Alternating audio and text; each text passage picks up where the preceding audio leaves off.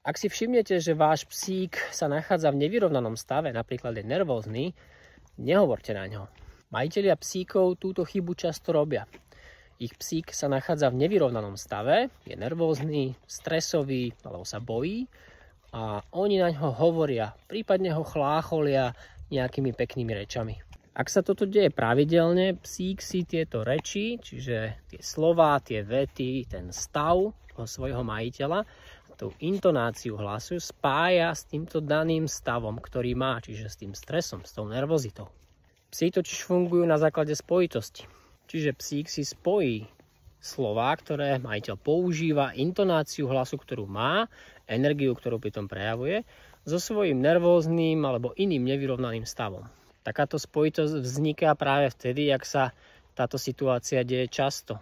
Často sa psík nachádza v nevyrovnanom stave, povedzme v stresovom, a majiteľ ho vždy v tom čase sa snaží upokojiť chlácholením. Týmto spôsobom sa majiteľ psíka môže dostať do situácie, že sa stane spúšťačom nervozity svojho psíka.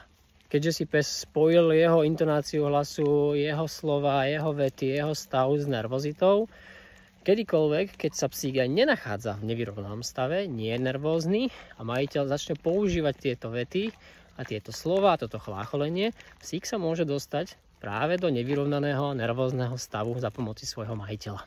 Úplne rovnako to funguje aj s vyvolaním nadšenia alebo rozrušenia u psíka prostredníctvom majiteľa. Majiteľia práve vetou ideme von, kto ide von, intonáciou hlasu, určitou energiou spustia proces veľkého enormného rozrušenia u psíka. Túto situáciu mnohí poznáte, že? Stačí len jedna veta. Čiže úplne rovnako to funguje s vašimi slovami, s intonáciou hlasu a s vytvorením nejakého iného nevyrovnaného stavu vášho psíka.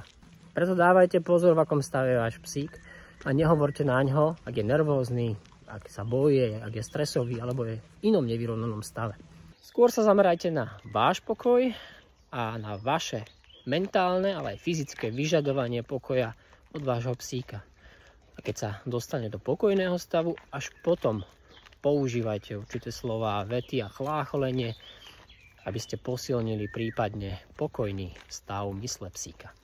Verím, že vám aj tento tip pomôže zlepšiť vzťah s vašim psíkom. No a vidíme sa pri ďalšom tipe.